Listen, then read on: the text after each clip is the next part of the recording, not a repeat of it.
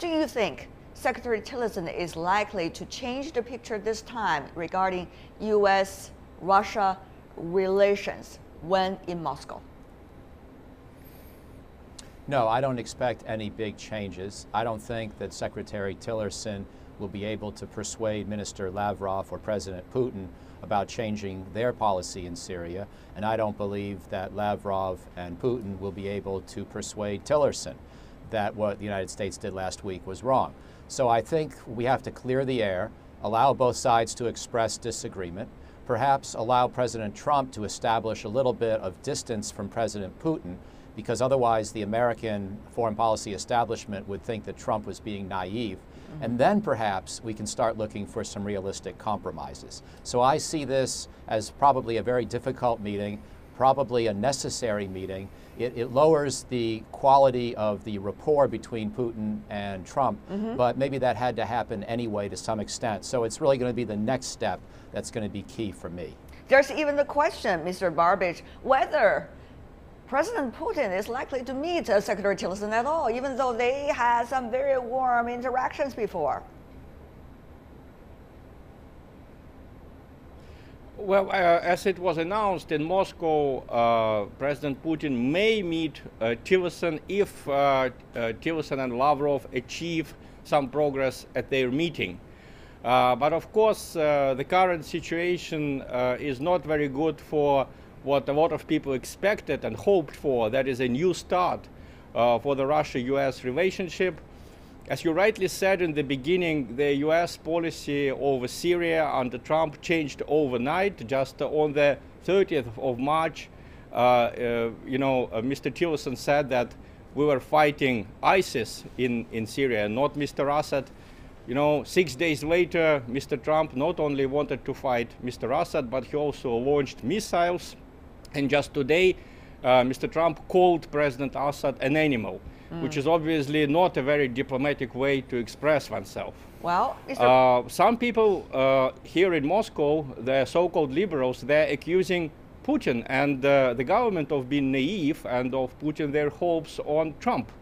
But I think it's a misplaced accusation, because what was the alternative? Hillary Clinton had said hours before Trump launched his attack that she would also strike at the Syrian airfields. Right. Mr. Kerry, the former Secretary of State, supported Trump's strike, I think 2 or 3 days after the strike was made. So actually we had no alternative. Washington wanted war in Syria anyway. And of course they used the first video, because right now we don't have the real investigation by international bodies. We only have the terrible, heart-wrenching video footage of this so-called chemical attack. We still have to get the real information, who did it and when. You seem to suggest that there has been a consensus, well organized in Washington, D.C. about a possible, at least a strike against Syria. As you mentioned, the Trump administration has had at least 4 different policies, some say, towards Syria in the past 2 weeks, and it's confusing sometimes to some people, at least to Russia. As you indicated, for years, Mr. Trump advocated against the intervention in Syria's civil war, saying the U.S. should not get into another Middle Eastern conflict. That policy came to an abrupt end, some say, after the chemical weapon attack on April the 4th. Yet, almost as soon as Mr. Trump ordered retaliatory strikes, his aides were quick to clarify that the one-off strike had met U.S. objectives. And then the administration went back to saying America's priority is to clamp down on ISIL. Let me go to Mr. O'Hanlon, because you did hear accusations from your Russian counterpart in this discussion about what is going on in Washington. The question really is this overall a verbal conflict between President Trump's administration and President Putin and his administration, or rather it's a fake drama between 2 men who would like the world to see at least they have some differences? Well, first of all, there are disagreements here. The United States would point out that President Putin has been allied with a barbarous regime that has been barrel bombing its own citizens for 6 years. So maybe we need to all air our differences a little bit. criticize each other's policies, and then roll up our shirt sleeves and see if we can get to work. The war has been tragic. I think we can all agree on that, and I think there's plenty of blame to go around personally. So I think the question is, where do we go from here? I'm not that interested in having a disagreement with my Russian friend on this show, or even in criticizing President Putin or Minister Lavrov. I would like to explore possible ways in which we can find a compromise solution. And I think that may involve some kind of autonomous regions in the eastern and northern parts of Syria, at least for a temporary basis, while we collectively look for a way to gradually find a new government in Damascus. And perhaps we can tolerate Assad for a while as long as there's autonomy for the Sunnis in the east and the Kurds in the north. Those kinds of ideas, I believe, are the ones we should start exploring together as a group. Okay, Mr. Barbic. Autonomous region or no-fly zone, these ideas fly around. Well, is the Russia side going to play with those ideas? Well, I think that Syrians themselves should decide their future. That has been said by the United States, that has been said by Russia. Who are we, Americans and Russians and Europeans, to decide which regions of Syria should be autonomous, which ones should secede, and which should remain under the control of Damascus? We have a terrible fact before our eyes. The American president, whom his European allies had been calling a threat to European security for 6 months, has ordered a strike against a sovereign country, Syria. This strike, unfortunately, was supported by Mrs. Merkel, by Mr. Hollande, by the majority of the world's leaders, which doesn't make it any more legal. The fact that we have been operating in Syria together, I'm afraid it's the United States that is forgetting it. In 2013, the United States and Russia agreed that we should disarm Syria, that Syria should lose its chemical weapons. And Syria was disarmed by the Organization for the Prohibition of Chemical Weapons, OPCW. OPCW got Nobel Peace Prize for the year 2013 for doing it. Why are not cameras directed now at OPCW? Why is it not allowed to finish its job before the United States or someone else starts strikes against Syria? Okay. That is a huge question. How can the United States and its allies start petitioning Syria unless they bring up their act together? Also, Mr. there are Barbic, lots of disagreements in the American we know position. that. I'm We know sorry. that. We know there are a lot of accusations let me remind from you that both just sides. recently. Both sides, Mr. Barbic, but can I just ask a very specific question as Mr. O'Hanlon earlier put it, some suggestions. Can some real suggestions be played around between Russia and the U.S. side? You say you're not deciding on Syria's fate. That's true. But at the same time, Russia does have some influence on where Syria is going. Do you think those specific suggestions raised by Mr. O'Hanlon going to be constructive ideas for the two governments likely to work together? Or actually, Russia do not want to, at this point, talk about any specifics?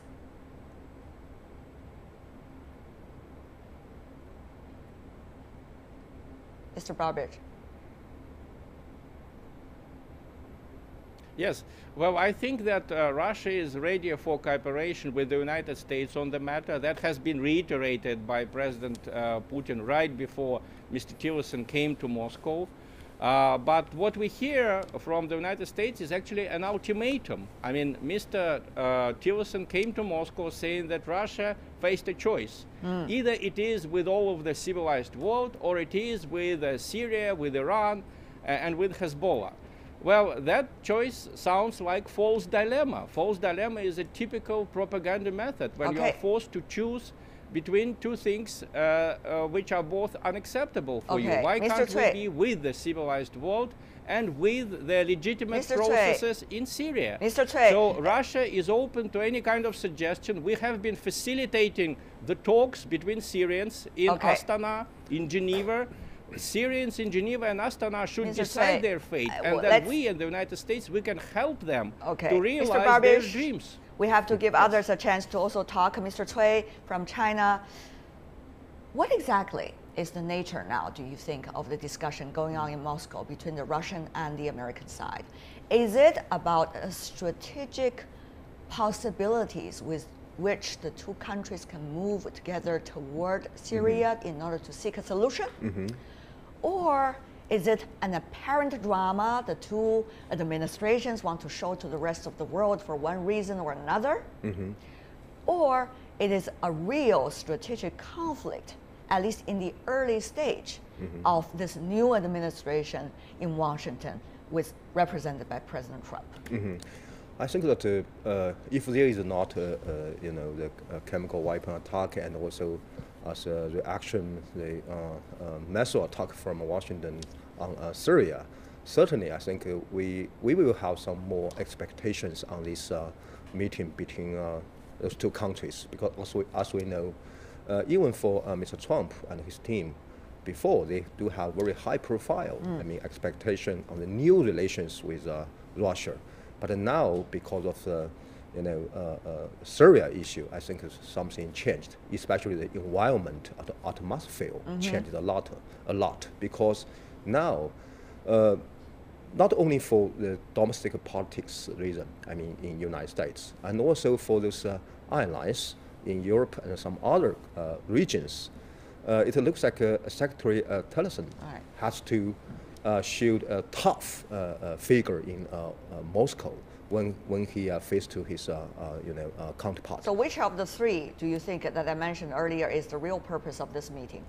Yes, I think the one tendency for this meeting is it was kidnapped by the Syria issue, and both two countries have to give some, firstly, to try to exchange proofs. Just like the media reported that now Secretary Tillerson will provide some proof in Moscow to prove that Syria government will be in charge of this chemical weapon attack. Well, and also from the Russian side, Mr. Putin said, okay, we do have also some more proof to say that, okay, it's United States or some other, not the Syria government, will be in charge of this. We actually got the latest news that it is from the U.S. side that declassified 4 pages information suggesting that is the Syrian Assad regime that has started this specific chemical attacks. According to the Russian side, of course, 2 other scenarios. One is the shells bomb the bunker in which there are chemical weapons. We don't know who put the chemical weapons over there. Russian side did not give much information about that. The other thing is, well, there might just be a drama being created, fabricated about the whole story. There are different scenarios going on. We don't know about the final investigation result, but Mr. O'Hanlon, I do want to ask you about this. What do you think is being now played out now? Is it who is going to define the U.S.-Russia relations as a result of the latest incident in Syria? Is it Russia, or is it going to be the United States? If it is the United States, it's going to be President Trump or other mechanisms in Washington? It's not going to be that simple. There's no way that this relationship can be defined just by one country or the other. Obviously, Russia and the United States are 2 great powers. President Putin has had the understandable priority throughout his presidency of restoring Russian greatness. Donald Trump talks about restoring American greatness, and neither one of these leaders is a shy person. Neither one of them leads a small country. And they both are going to insist on a great deal of influence and leverage over the situation in Syria, as well as the broader Middle East and Eastern Europe. So we're going to have to look for compromise solutions that are creative and that respond to the core interests of both sides. I think the kind of idea I mentioned on autonomy is a good one, because it's very nice to say, let's leave it to the Syrian people, but we've had several years of negotiations in Geneva that have gone nowhere. President Assad has no interest in stepping down.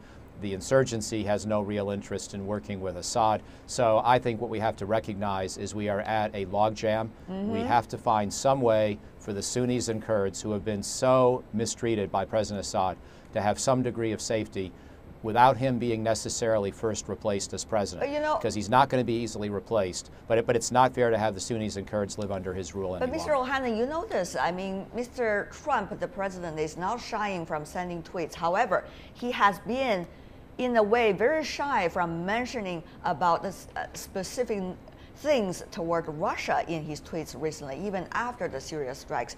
And also, people are asking about the question whether Mr. Putin and Mr. Trump is likely to save themselves with some specific space in order to eventually come up with better solutions, whether on Syria or bilateral relations, Mr. Hanlon. Well, that's why I'm spending a lot of my time working on what I think are viable compromises for both Syria and also for Eastern Europe. I think NATO has expanded far enough, and we need some new security concepts that would be fair to the countries of Eastern Europe and also respect that Russia will not be happy about any further NATO expansion. I think we need compromises in Syria that allow for the Sunnis and Kurds to be protected and to live separately from President Assad, who they see as a monster who has driven millions of them from their homes with barrel bombs and other such atrocities. And we need some kind of a compromise that respects the realities and the interests of both sides.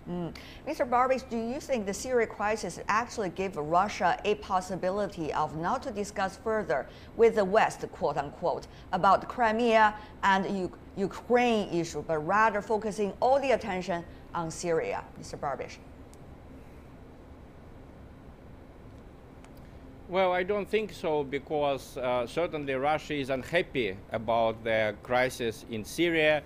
We are much more unhappy about the crisis in Crimea, because Ukraine for hundreds of years was the same country with us, and we have tens of millions of Ukrainians living in Russia. There are tens of millions of Russians living in Ukraine. So it's a tragedy for us, and I'm sure history will hold accountable Mrs. Nuland and a lot of other U.S. strategists for doing what they did during the so-called Maidan coup. But Syria is a different matter, and Russia has insisted that it should be viewed separately. There were no deals suggested to Russia on quid pro quo between Ukraine and Syria. When Mr. Hanlon criticized President Assad, let me remind you that Russia has never said that Assad was a great leader. All of that was put into the mouth of Mr. Putin by the Western media. Our foreign minister criticized Assad for lack of democracy, for lack of dialogue. Moscow was visited by all the sides of the Syrian conflict, including the Syrian National Congress, the Syrian National Coalition. It's impossible to imagine the Syrian government delegation visiting Washington. Washington just supports one side in this conflict.